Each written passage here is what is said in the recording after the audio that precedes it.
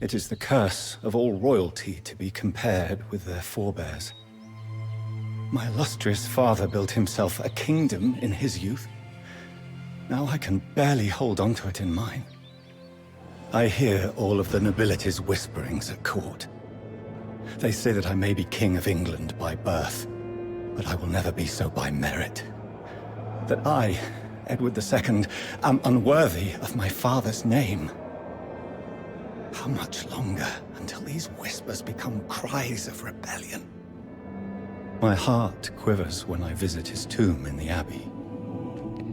I am racked by fear. It claws at my soul like the talons of demons. Fear that I will prove them right. That I will disgrace this family's legacy, as my grandfather did. Yet I must not give in. I will study my father's reign, and hope that it will imbue me with his strength, the fortitude that I so lack. My father, Edward, spent his youth watching in disgust as his ineffectual father, Henry, drove England to the brink of ruin. When his subjects could bear his ruinous reign no more, a rebellion led by the Baron Simon de Montfort deposed Henry, leaving his kingdom in tatters. After the disastrous Battle of Lewes, the baronial forces captured and jailed my father and grandfather in Hereford. Some kings begin their rise to the throne from within the palace. Edward began his from the anguish of imprisonment. Yet even when the future seems bleak, fate occasionally extends its hand and offers allies from the most unlikely of places. Like his Norman ancestors, Gilbert de Clare was a shrewd opportunist. Initially a commander in the rebel army, he keenly sensed its divisions and saw that he could further his own ambitions by defecting to Edward. My father moved with alarming speed. Worcester and Gloucester, Gilbert's family seat, were seized without delay. After a string of further victories, he compelled the leaderless and battered rebel forces to capitulate. Known by many as Longshanks, Edward was feared for his imposing stature and foul temper. While Henry was restored to the throne, all were well aware that Edward was now the true power behind it.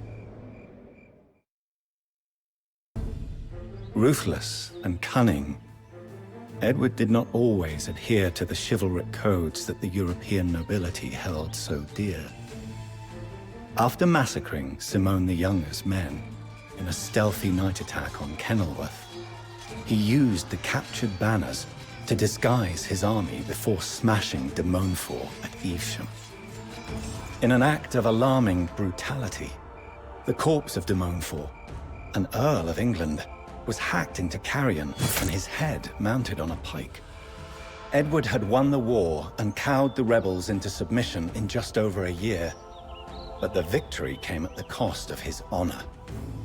Nobility and clergy alike cringed at the thought of an impious butcher one day ascending to the throne of England. To restore his ailing reputation and prove himself worthy of the crown, my father resolved to lead a crusade east to the Holy Land, where the situation grew increasingly dire. The voracious Mamluk Sultanate waged a fierce war of expansion, first against the Mongols and now against the beleaguered Crusaders. Several fortresses quickly fell before their unstoppable onslaught. Their leader was Sultan Baybars, a man not unlike my father Edward. Originally a slave of Cuman origin, he rose to prominence through military service and had recently taken power after murdering the reigning sultan. Having just slaughtered the population of Antioch, his armies now threatened Oka and Tripoli from the east, converging on both cities in a suffocating siege. Edward's army arrived in Oka to find the inhabitants desperate, but not beyond hope. The fighting was vicious.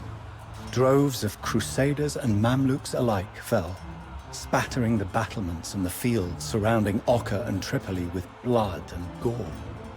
Throughout the crusade, my father proved his mettle as a tactician and as a statesman. Fearless when faced with peril, he led a daring raid that devastated the enemy towns of Nazareth and Cocoon. Following these victories, he convinced the terrifying horde of the Mongol Ilkhanate to descend upon the Mamluks, devastating the region around Aleppo. The hitherto invincible Baibars was overwhelmed and forced to withdraw. But before doing so, he sent a Nizari with a poisoned blade to remove his capable rival. Edward slew the assassin, but a wound in his arm left him bedridden for months. Edward left the Holy Land in an uneasy truce. Baibars had promised to keep the peace for 10 years, 10 months, and 10 days. Now, with more pressing matters developing back in England, my father could only hope that the Sultan would keep his word. While Edward was away on crusade, building his reputation as an honorable and capable leader, his father Henry died, leaving him the English crown. He returned to an England both stable and eagerly anticipating his arrival. On August the 19th, 1274, the Lord Edward was crowned Edward I of England. Wishing to expand his new kingdom, Edward set his sights west towards Wales, an old enemy that had supported Simon de Montfort during the baronial rebellion. The Welsh prince Llywelyn ap Griffith constantly antagonized the Anglo-Norman marcher lords on the border. Adding insult to injury, he took Simon de Montfort's daughter, Eleanor, as his bride. My father pounced on the already fractured Welsh factions, seeking to conquer them piece by piece. But if there was one thing that the Welsh princes hated more than each other, it was Englishmen imposing their laws on Welsh territory. Llywelyn's brother, Dafydd, joined the fray, and the brothers waged a war of stealth and ambushes, defeating Edward's southern armies under Luc de Tanny and Gilbert de Clare. Seeing that the hardy folk of these mountainous forests and coarse heaths would not bend easily to his will, my father changed tactics. If the Welsh could not be crushed in open battle, they would be brought to heel from a series of impenetrable castles. The Welsh fought valiantly, but they were no match for Edward's wrath. My father's forces outmaneuvered Llywelyn's forces and smashed them at Orwyn Bridge.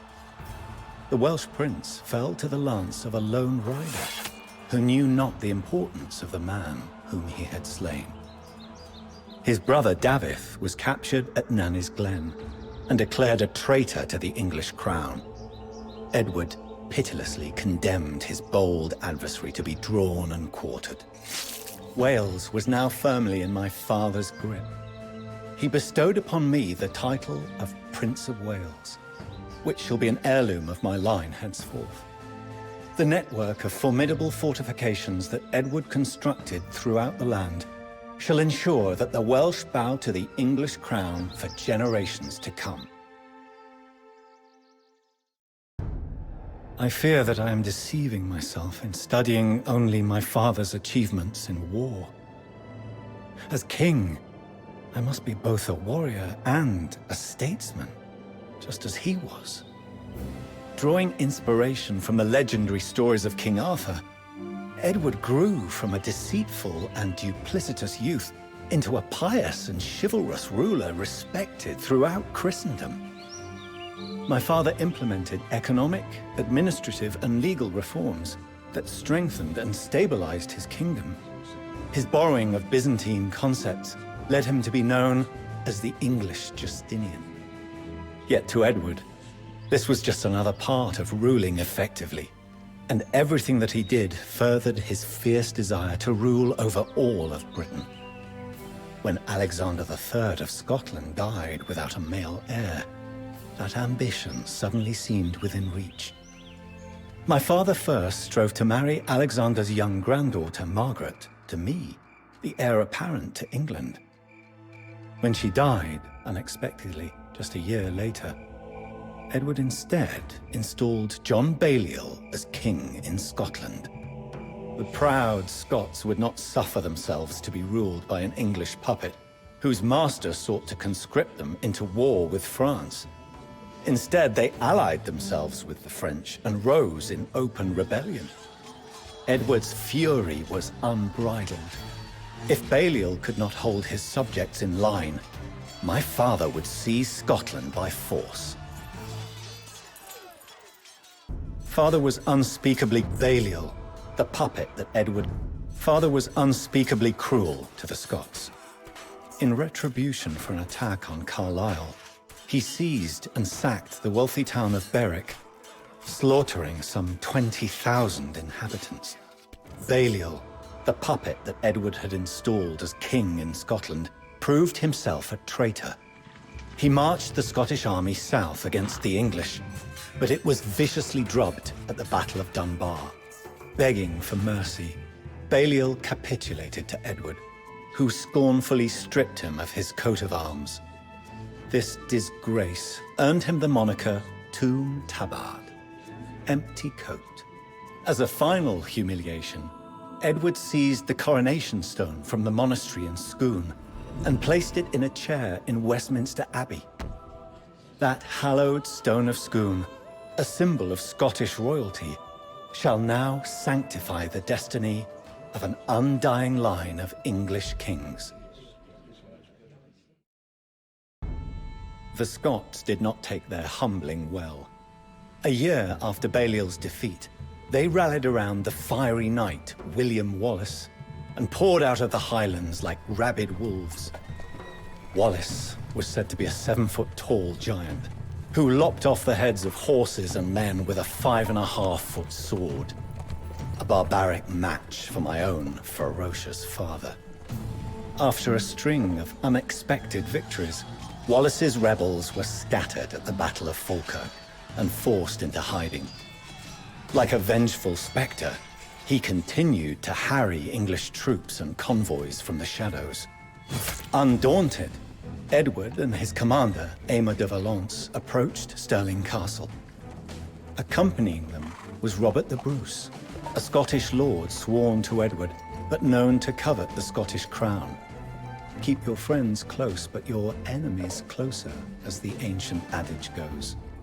Taking after his famed predecessor, Richard the Lionheart, he ordered the construction of a massive set of trebuchets near the walls of Stirling. His warning to the defenders was simple and dreadful. Surrender, or face bombardment more ferocious than a rain of hellfire and brimstone. William Wallace's body was butchered, and his remains were scattered across Scotland as a grim warning to any who might fancy themselves a heroic rebel. Yet the effect was the opposite of what my father hoped for. The dying embers of rebellion were kindled into a raging flame as the treacherous Robert the Bruce renounced his vassalage and raised his banners. With his last war still raging, my father, the mighty King of England and Hammer of the Scots, passed away. England is now mine to rule. His vision mine to fulfill. Or to squander. Robert the Bruce remains a threat, and unrest brews throughout England. Even my own barons openly show their contempt and demand that my powers be diminished. I have studied all that my father did, and still the task at hand terrifies me. He faced every adversity and grew to be a great king. Yet I already feel my soul buckling under the weight of the crown. I am king now. But what king shall I be? Should I be deceptive, as my father was in his youth? Should I be the pious and chivalrous administrator? Or brutal to no end, the new Hammer of the Scots? However can a man become so great as to fulfill all of these roles? I fear that there is no answer. Even so, when I stand by my father's tomb, the fear and the shame sometimes sweep aside. Deep within me, I know that whatever else I must try, I must fight for my crown, my kingdom, and for my father's legacy. I will not fail you, Father.